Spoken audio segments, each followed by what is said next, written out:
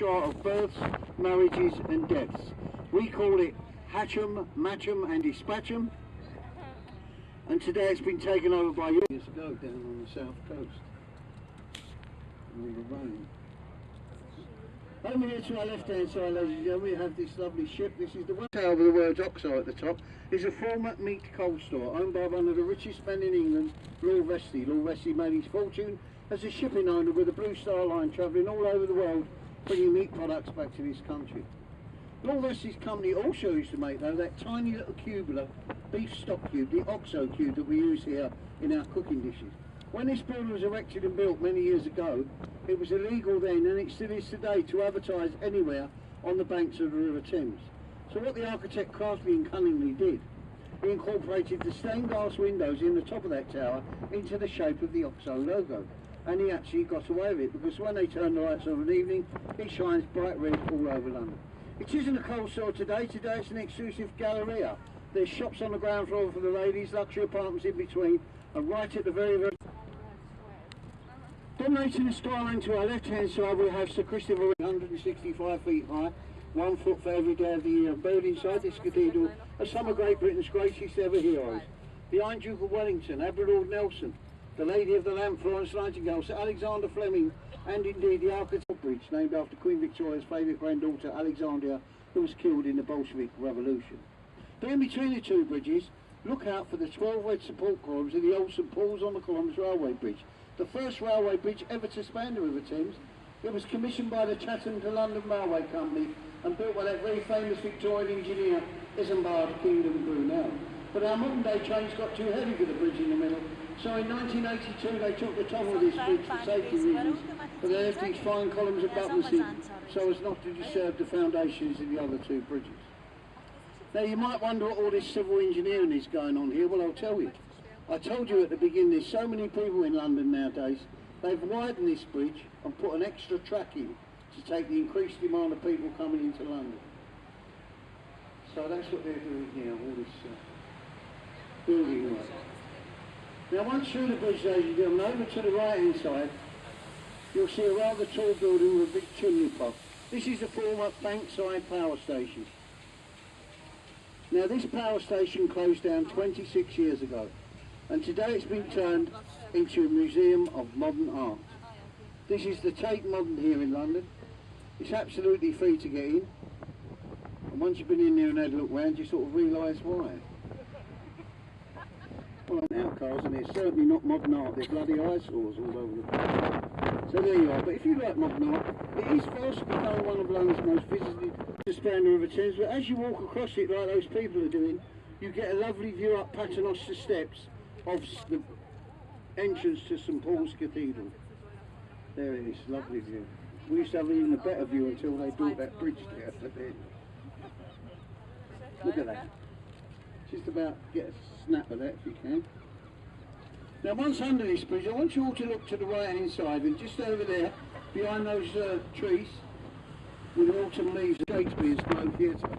Now I want you to look at that theatre, because that's exactly what it looked like in Shakespeare's day. But did you know, ladies and gentlemen, the original Globe Theatre wasn't there in Shakespeare's day. It was here at Southwark, but it wasn't where that one is. If you'd like to know where it was, look ahead of you to the next bridge, the Southwark Road Bridge. Just the other side of that bridge, at the shore arch, you'll see the black glass building of the Financial Times.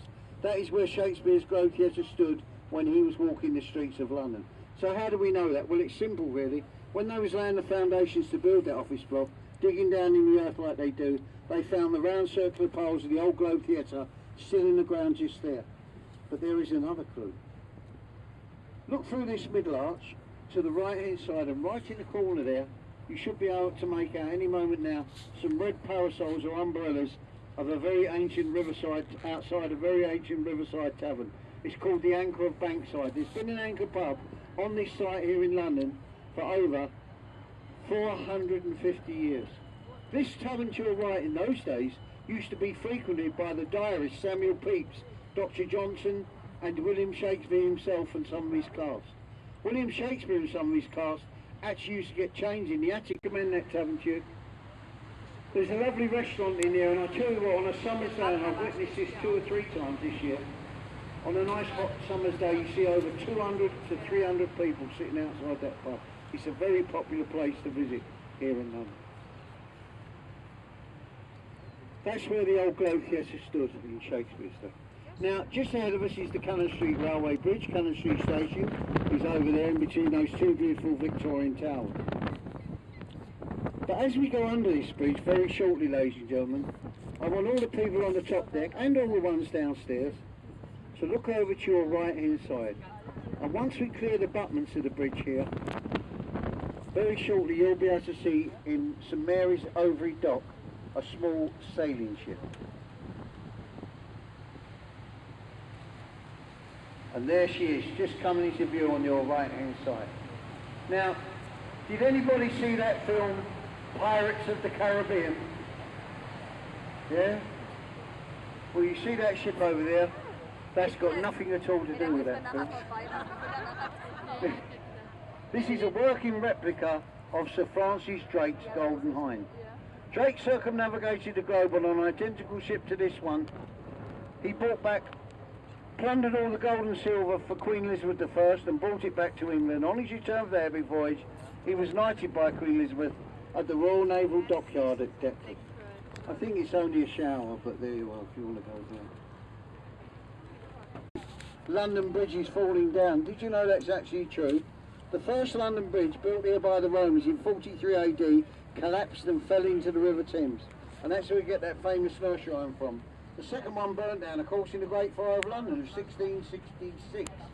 The third London Bridge, though, the foundations were slowly sinking into the Thames mud in the late 1960s. It was bought by an American businessman, Mr. John McCulloch, for £1 million, dismantled stone by stone, shipped out to America, where it was re-erected over a man-made lake, Lake Havasu in the Arizona desert, for apprenticed window cleaners.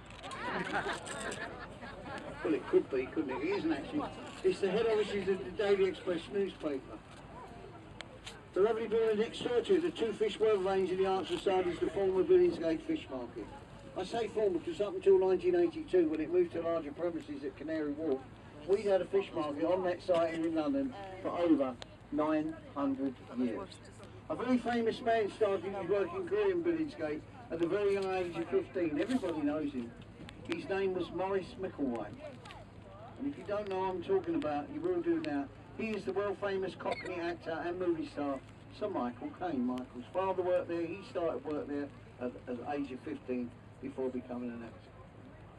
Now, just ahead of us, ladies and gentlemen, we have a very famous warship from the Second World War, HMS Belfast. She was built at the Harland Wall shipyard in Belfast, the same shipyard that built the ill-fated Titanic. She's, of course, a Southampton-class cruiser of 11,500 tons. She's got 12 6-inch guns that can propel a 100-weight shell 14 land miles. It was her and the battleship, the Duke of York, on the 26th of December 1943, the Battle of North Cape. They chased, caught up with, fired on, and subsequently sank the German battleship Scharnhorst, and she would have been 3 times her size. She also took place in the D-Day lands at Normandy, where she shelled the Normandy beaches from the English Channel, and she last fired those guns in anger in the Korean conflict in the early 1950s. Today she is a museum to Britain's maritime sea power, and if you look up on her elevated mast, she's flying her international call sign, and it reads Golf Golf Charlie November C35, and her motto was, "We give as good as we get." Today she is a museum to Britain's maritime sea power, and she's open to the public. Ahead of us, ladies and gentlemen, is probably the most famous bridge in the world, the very famous Tower Road Bridge. Tower Bridge, though, isn't as old as it looks. It was actually built in 1894 by a man called Sir John Wolfe Barry.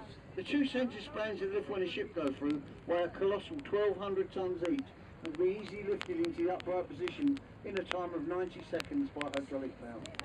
The main structure of that bridge is a steel structure, but it's been clad with a beautiful grey stone, the blending very serious neighbour, and that's all in 1078 by the Norman King William the Conqueror. The middle part you see with the 4 towers and the Union flag finders and the Royal Palace, a place of residence, a Royal Observatory, and even a Royal Mint. But the thing it's most famous for, and you probably know this, it was a place of execution. If you were committed treason in those days, you would not have been tried and sentenced to death here. You'd have been tried and sentenced to death further on in the Palace of Westminster. Held overnight in a small prison at the top of Black Rod Stairs. Rowed down the river the next morning by a waterman. Taken through the entry to the Traitors' Gate, up round the moat, up to Tower Hill. You'd have been dragged out and your head would have been surgically removed by the method of the big action chopper. However, if you was a nobleman or a noblewoman come to that, your severed head then would have been dipped into a vat of pitch or tar, pulled out by its hair, rammed onto a wooden stake and placed each side of London Bridge. At any one time in those days, walking across London Bridge, you've been witnessing a very pile of crows, all their guts hanging regularly from the base of the neck, dripping blood, all doubly tarred. And they used to do that to deter you from committing treason. Many people lost their lives here at the Tower of London. Just to name a few: Lady Jane Grey, the 9 Days Queen, Anne Boleyn, Henry VIII's wife, Lord Monmouth, Guy Fawkes and William Wallace were all executed in or around this building. Today the Tower holds the Majesty of the Queen's Jewels, the Crown Jewels, all guarded by the first 6 Beefeaters and the Radiance Master. Well, ladies and gentlemen, we're going to come into our next stop. This is the Tower Pier. If you want a shorter version of the trip, it's best to get off here because we are now going to Greenwich and you'll be on... You may have not even understood me, but I'm sorry about that. But for those who did and enjoyed my few words, we've got an old tradition on the Thames. 500 foot taller than Canary Wharf Tower. And I've had to research that because next year someone will go, what's that building over there? And if I don't know, so I do research things.